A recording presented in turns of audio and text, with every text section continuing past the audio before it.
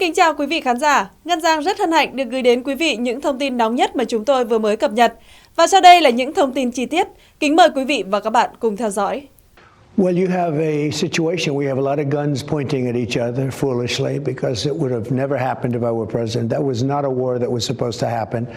And it did happen. So that's where we are. And right now, you have a lot of guns pointing at each other. And a ceasefire without going a little bit further would have been tough. Russia has the advantage, as you know. They have encircled about 2,500 soldiers. They are nicely encircled, and that's not good. We didn't talk about aid, actually. We didn't talk about aid at all. We talked about a lot of things, but aid was never discussed. We're going to be friendly with both. I think we're going to be friendly with both.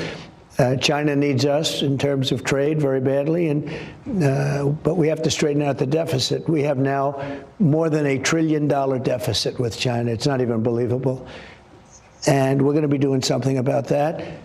And with Russia, they would like to have some of our economic power. Well, I am a nationalist, but I'm a nationalist for the United States, not for anybody else.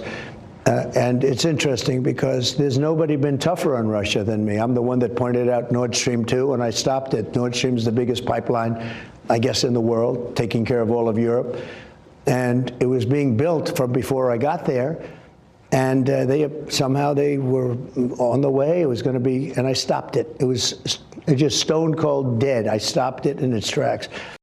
I never did defy a court order. And you wouldn't in the future? No, you can't do that. However, we have bad judges. We have very bad judges. And these are judges that shouldn't be allowed. I think at a certain point you have to start looking at what do you do when you have a rogue judge. There's never been a movement like MAGA, like America First, call it whatever you want to call it. This is the greatest movement in the history of politics.